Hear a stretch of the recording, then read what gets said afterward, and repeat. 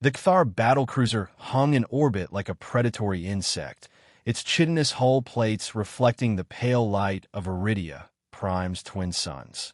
Inside the command chamber, War Leader Forlag clicked his mandibles in irritation as he studied the holographic display of the verdant world below. His massive form shifted, armor plates grinding against each other as he turned to address his commanders. The Terrans refused to acknowledge our claim. Forlag's voice was like stones being crushed together. They speak of research potential and colonization rights, as if words could equal strength. His commanders, each bearing the scars of countless battles, chittered their agreement. The Cthar had emerged from Ctharos, a world so hostile that even microorganisms fought wars of extinction, with an unshakable belief. Power was the only universal truth, and the Cthar possessed it in abundance. They are soft shells, hissed Subcommander Krev, his claw appendages flexing. I have studied their physiology. No natural armor, minimal muscle density, fragile bone structures. How such creatures achieved spaceflight is an evolutionary mystery. Forlag's compound eyes flickered with cruel amusement. Yet they spread through the galaxy like a fungal bloom. The Galactic Council treats them with unearned respect. He paused, mandibles working thoughtfully. Perhaps they require a demonstration of the natural order. Below, on Viridia Prime's surface, the Terran expedition was unaware of the decision being made above. Dr. Eleanor Chun, the chief xenobiologist, carefully collected samples of the luminescent fungi that carpeted the forest floor. The planet was a biological treasure trove, complex ecosystems that had evolved in isolation, creating unique chemical compounds with potential medical applications. Her research team moved methodically through the alien landscape, documenting everything with the precision that had made humanity's scientific endeavors so successful across the stars. Meanwhile, at the base camp, Commander Eva Rostova reviewed the latest security reports with a growing sense of unease. The Cthar fleet's arrival 3 days ago had put everyone on edge. As the head of security for the expedition, she understood the threat better than most. 30 years of military service, 15 of those in extreme environment combat units, had taught her to recognize predators. And the Cthar were apex predators in every sense. Any response from headquarters? She asked the communications officer. Ambassador Thorne is en route, Commander, came the reply. Estimated arrival in 48 hours. Until then, we're to maintain our position and avoid provocations. Rostova nodded grimly. Eris Thorne had a reputation for diplomatic miracles, but the Cthar weren't known for their negotiating skills. Their recent entry into the galactic community had been marked by aggressive expansion and dismissal of established interspecies protocols. They understood strength and little else. Her tactical display beeped, drawing her attention to an approaching aircraft. "We have company," she announced, reaching for a sidearm. The announcement came too late. A Cthar attack craft screamed overhead, deploying electromagnetic pulse weapons that instantly disabled the camp's defensive systems. Within minutes, heavily armored Cthar warriors surrounded the research team, their natural chitin reinforced with advanced composite armor. Dr. Chen's survey team was rounded up without ceremony, her protest silenced by a casual backhand that sent her sprawling. The Cthar dragged them back to the main camp, where Rostova and her security personnel were already being restrained. "This territory is claimed by the Dominion of Ctharos," announced the raid leader, a scarred warrior whose mandibles dripped with foul-smelling secretions. "You trespass. Your weakness dishonors our claim. You will be taken to war, Leader Forlag." Rostova remained defiant. "We are a recognized scientific expedition with full Galactic Council authorization. This is a violation of interspecies law." The Cthar warrior tilted his armored head, compound eyes reflecting Rostova's image like fractured mirrors. "Laws are for the weak. Strength is the only law that matters." News of the Cthar raid spread quickly through diplomatic channels. By the time Ambassador Eris Thorne's ship entered the Viridia system, the incident had escalated into a full-blown interspecies crisis. The Galactic Council chambers buzzed with concerned delegates, many remembering similar incidents that had preceded full-scale conflicts in the past. Thorn, a slender figure with silver-threaded dark hair and the perpetually tired eyes of someone who had seen too many crises, studied the briefing materials with methodical precision. Unlike many diplomats, she had started her career in anthropology, specializing in the study of non-human societal structures. Her understanding of the Cathar was theoretical but deeper than most. They respect nothing but force, her military advisor insisted. We should deploy the 7th Fleet as a show of strength. Thorn shook her head. The Cathar evolved on a world that makes our most inhospitable deserts look like paradise gardens. They've been fighting for survival since before they developed sentience. A show of military force won't intimidate them. It will only confirm their worldview. Her ship docked with the Cathar battlecruiser 12 hours later. The meeting with Forlag was set in what the Cathar considered appropriate for diplomatic functions, a chamber whose walls displayed trophies from conquered species and battles won. War leader Forlag towered over Thorn, his exoskeleton bearing the marks of countless battles. Each scar and discoloration told a story of violence and survival. When he spoke, his translator rendered his clicking speech into a harsh approximation of standard galactic. Your weak specimens invaded territory claimed by the Dominion, Forlag stated. Their presence is an insult to Cathar honor. Thorn maintained eye contact, though meeting the gaze of those compound eyes required significant willpower. The Terran expedition arrived first and established a research outpost with full Galactic Council authorization. Under established protocols. Forlag's mandibles clicked rapidly, the Cathar equivalent of derisive laughter. Your protocols are constructs of convenience, not natural law. Catharos teaches the only true law. The strong claim, the weak submit. Humans come from a world you might find familiar, Thorn replied calmly. Earth is what many species call a death world. High gravity, extreme climate variations, thousands of predator species, natural disasters, and pathogens that mutate faster than we can develop immunities. We survived through adaptation, cooperation, and problem-solving. Yet you appear frail, Forlag observed, circling Thorn with clear predatory intent. No natural weapons, no armor. How does such a species claim to be forged in hardship? Appearances can be deceiving, Thorn said. Release our people, and we can discuss a mutually beneficial arrangement for Viridia Prime. Forlag stopped his circling and clicked his mandibles thoughtfully. There's a way to settle this according to true law. The Corvash, the challenge of ultimate strength. Champion against champion, fighting until submission or death. The victor claims Viridia Prime for their species. Thorn hadn't expected this development, though she'd studied enough Cathar cultural texts to recognize the term. The Corvash was an ancient tradition, predating their technological era, a way to settle disputes between hives without full-scale war. And if we accept this challenge, then you acknowledge the supremacy of strength and natural law, Forlag said, his compound eyes gleaming. The contest would take place on Viridia's surface, without technological weapons, over a period of 7 planetary rotations. Witnesses from both sides would observe, along with Galactic Council representatives, to ensure adherence to the agreed terms. And our people will be returned regardless of the outcome, Forlag declared. If your champion wins, the Cathar withdraw and recognize your claim. If our champion prevails, you abandon Viridia Prime and provide resource tributes as recompense for your trespass. Thorn knew she needed time. I must consult with my government.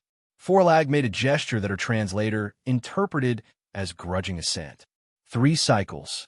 Then we will have your answer, or we will simply take what is ours by right of strength. Back aboard her ship, Thorn immediately opened a secure channel to Earth Command. The response was predictably divided.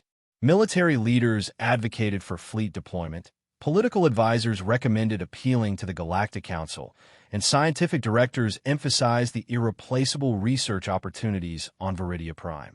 Commander Rostova, speaking from captivity via a channel the Cathar had allowed, offered a different perspective. Accept the challenge, she said, her face bruised but determined. The Cathar respect strength above all. This is an opportunity to establish a relationship on terms they understand. It's suicide, General Hayes objected from Earth Command. Their physiology gives them tremendous advantages in raw strength, durability, and natural weaponry. With respect, General, you're thinking like a human, Rostova countered. Strength isn't just about muscle mass or natural armor. The Cathar won't expect our kind of strength. The debate raged for hours until Earth Command reluctantly authorized Thorne to accept the challenge. The next question was equally contentious. Who would serve as humanity's champion? General Hayes advocated for sending their most physically imposing soldier, perhaps augmented with the latest in metabolic enhancers. Others suggested combat specialists from high-gravity worlds, whose physiology approached the theoretical limits of human capability. Again, it was Rostova who offered an alternative. Sergeant Marcus Jones, she said, ESU specialist. The suggestion was met with confusion. The Extreme Environment Survival Unit was respected, certainly, but its members weren't typically chosen for their raw combat prowess. They were survival specialists, trained to endure in environments that would kill ordinary humans within minutes. Jones doesn't match the physical profile you'd expect, Rostova admitted. He's actually smaller than average, but he has qualities that matter more in this context: adaptive intelligence, extraordinary pain tolerance, and a psychological resilience that's off the charts. He survived situations that killed everyone else. 3 years ago, he was stranded on Tau Ceti 4 for 6 months after a dropship crash, a planet with higher gravity than Earth, toxic atmosphere, and predators that hunt using infrared vision. He not only survived, but completed his original mission. After reviewing Jones's file, Earth Command gave reluctant approval. Sergeant Marcus Jones was recalled from training exercises on Europa and briefed on the situation. His reaction was characteristically understated. Sounds interesting, he said, studying the available data on Cathar physiology. I'll need specific gear. Minimal but specialized. The Cathar selected their champion with considerably less debate. Grak was the obvious choice, a veteran of 17 Corvash challenges, undefeated and bearing trophies from each victory. Standing nearly 3 meters tall, with reinforced chitin that could withstand medium arms fire, he was the embodiment of Cathar evolutionary superiority. When the two champions were presented to each other in a formal ceremony aboard the Cathar vessel, the contrast couldn't have been more pronounced. Grak towered over Jones, his exoskeleton bearing ritualistic carvings commemorating his victories. Jones, dressed in simple fatigues, looked almost diminutive by comparison. Forelag openly chittered in amusement. "This is your champion? This small creature?" Jones said nothing, studying Grak with analytical calm. His eyes noted the joint articulations in the Cathar's exoskeleton, the respiratory slits along the thorax, the positioning of sensory organs. Ambassador Thorne formalized the agreement, while Galactic Council representatives recorded the terms. The champions would be transported to Viridia Prime's surface with basic survival gear, but no advanced weapons. The challenge area encompassed 1,000 square kilometers of varied terrain.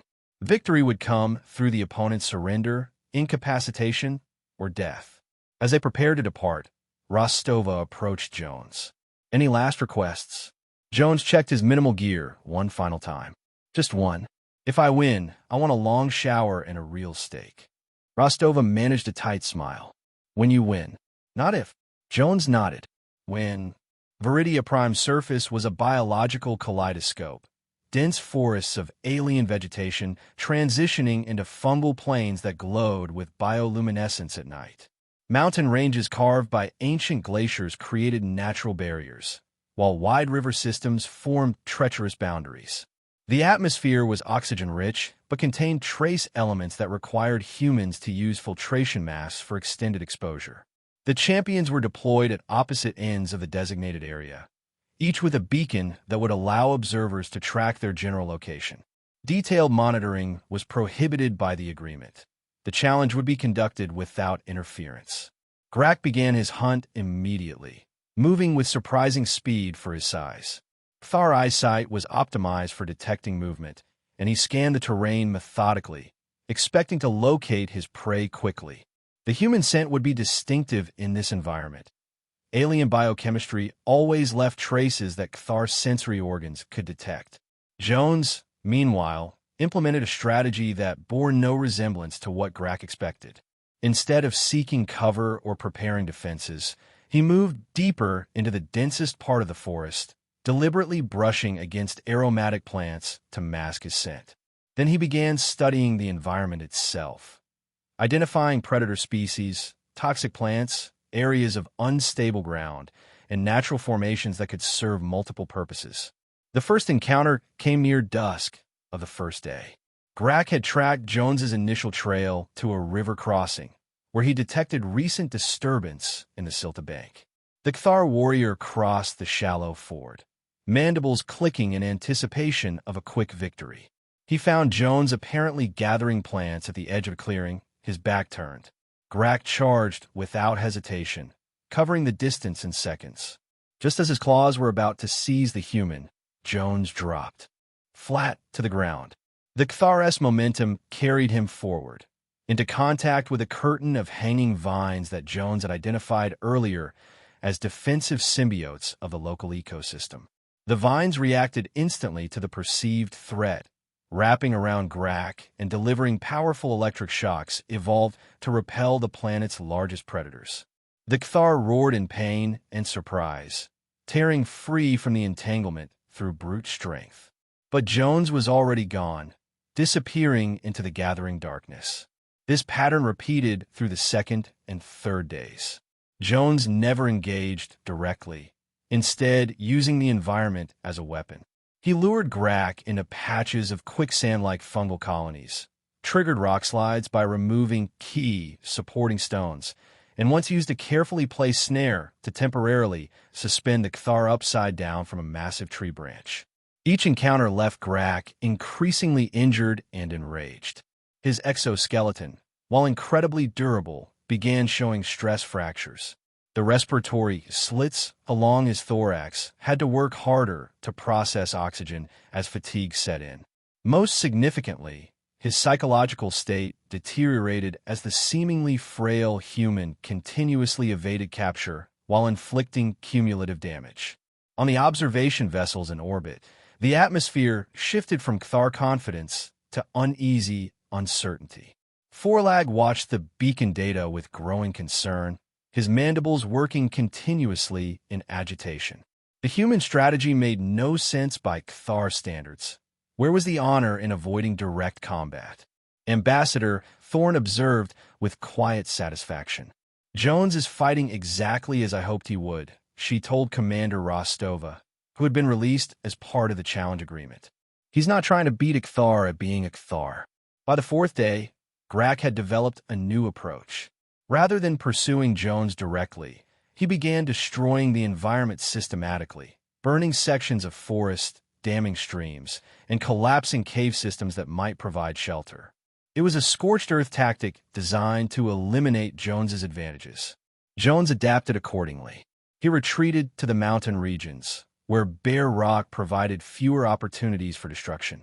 The higher elevations also introduced new challenges for the Kthar warrior. Thinner air that affected his respiratory efficiency and colder temperatures that slowed his exothermic metabolism. The fifth day brought acid rain, a regular feature of Iridia Prime's meteorological cycle. Jones had prepared, locating a small cave with an overhang that provided shelter. Grak was caught in the open, the caustic precipitation finding the stress fractures in his exoskeleton. By the time he found shelter, chemical burns had damaged several of his sensory organs. Jones used the opportunity to set his endgame in motion.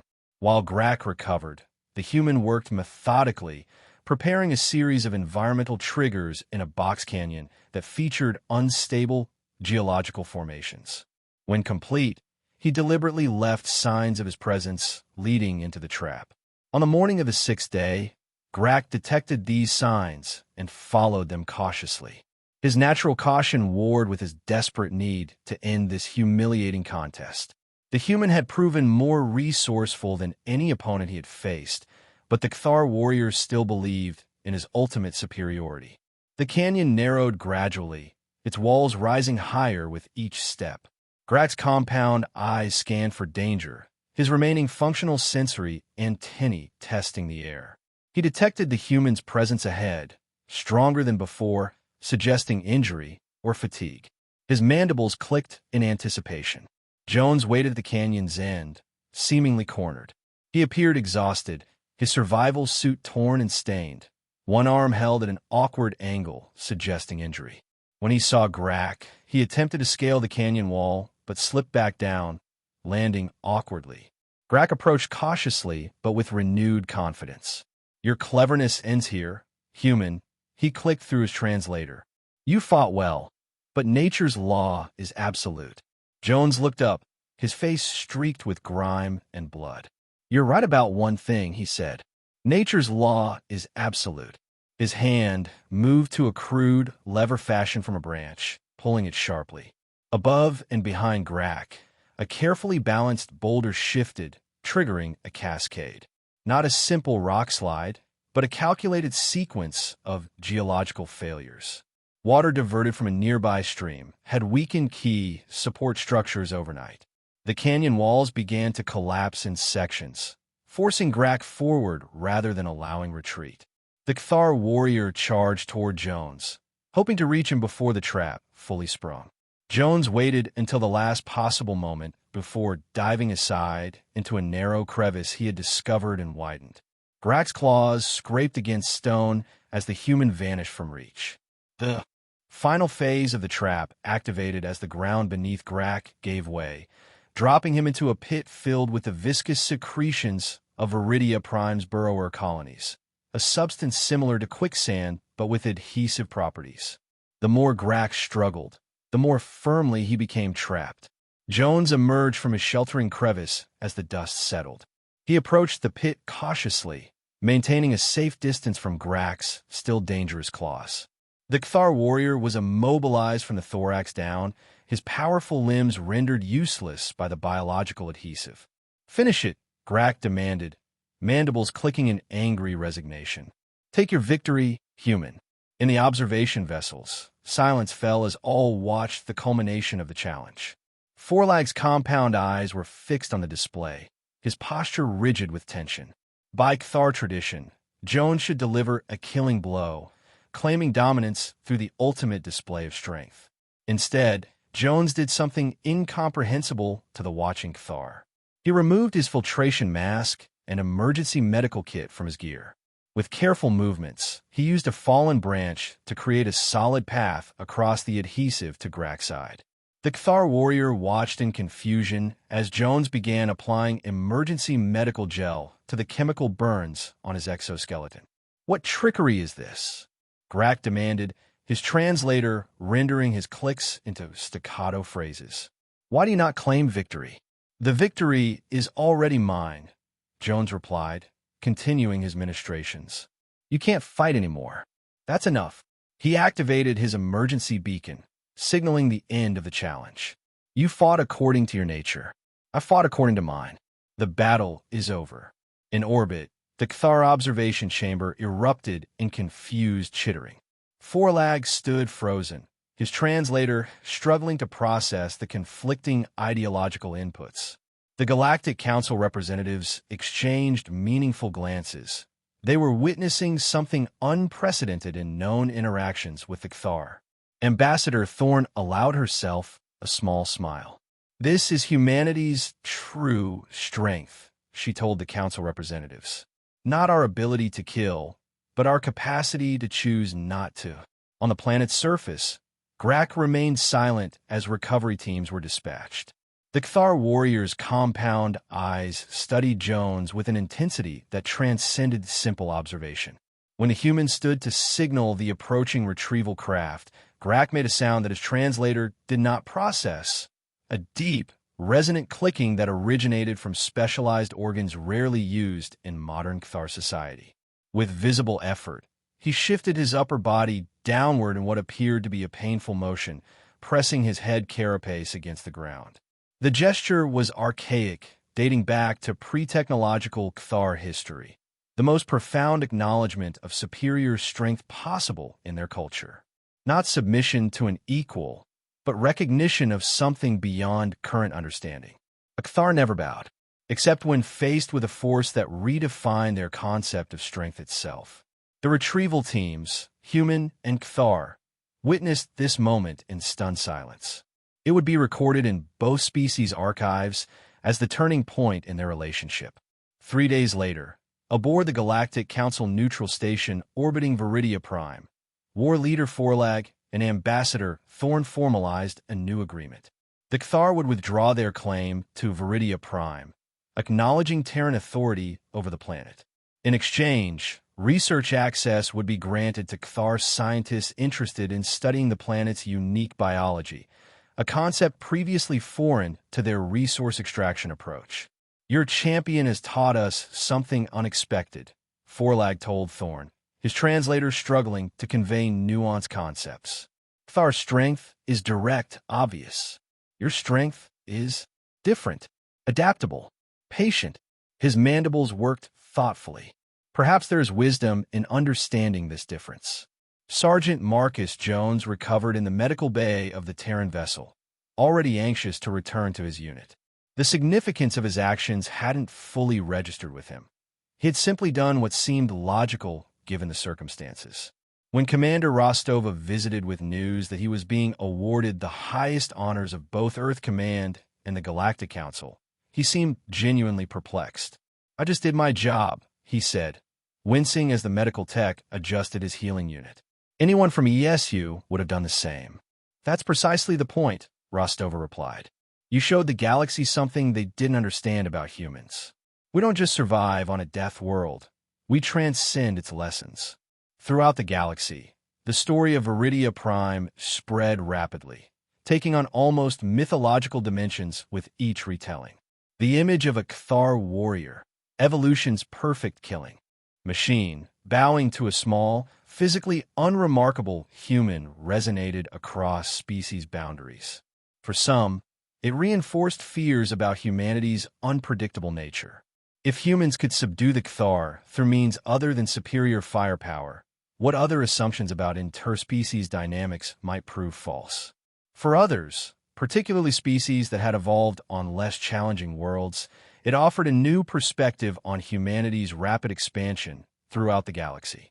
Humans weren't simply aggressive colonizers. They were complexity survivors, carrying the adaptive intelligence of Earth's brutal, evolutionary crucible to the stars. The Kthar themselves entered a period of intense internal debate. Forlag faced challenges to his leadership from traditionalists who viewed the outcome as shameful. Yet younger warriors, including some who had witnessed Jones's victory directly, began questioning the absolutist strength doctrine that had defined their civilization. On Earth, military strategists and xenopsychologists pored over recordings of the challenge, developing new protocols for interspecies engagement. Jones's victory became a case study at diplomatic academies, where it was cited as evidence that understanding evolutionary psychology could be as valuable as traditional power projection. 6 months later, when a territorial dispute erupted between humans and the notoriously aggressive Vec Collective, Kthar representatives unexpectedly offered to mediate. War Leader Forlag, still bearing his battle scars with pride, but now speaking with the additional authority of one who had witnessed a paradigm shift, addressed the Galactic Council. "The Kthar understand strength," he declared, mandibles clicking in the formal rhythm of significant pronouncements. "We recognize it in the Terrans, not as we express it, but perhaps more adaptable, more enduring." His compound eyes swept the chamber. The strong survive, but the truly strong evolve. This is the lesson of Viridia Prime.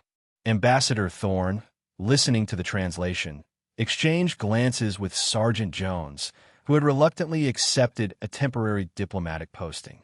The soldier nodded slightly, a gesture that conveyed both acknowledgement and a certain discomfort with his symbolic status. "When two Deathworld species meet," Thorn murmured, "the universe holds its breath."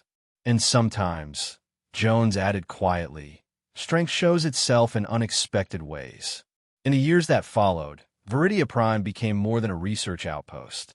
It evolved into a unique site of interspecies cooperation, where Cathar and humans worked alongside other Galactic Council races, each bringing different evolutionary perspectives to shared challenges. The planet's extreme biodiversity yielded medical breakthroughs that benefited dozens of species, while its challenging environment became a training ground for joint survival expeditions. The image of the moment, a Cathar warrior bowing before a human who chose mercy over dominance, was immortalized in artwork across 1,000 worlds. It represented something profound, the recognition that true strength transcends physical power, that survival demands more than the ability to destroy. When two Deathworld species met, the galaxy expected bloodshed. Instead, they witnessed evolution in action, not of bodies but of ideas. And in that moment, the meaning of strength itself was forever changed.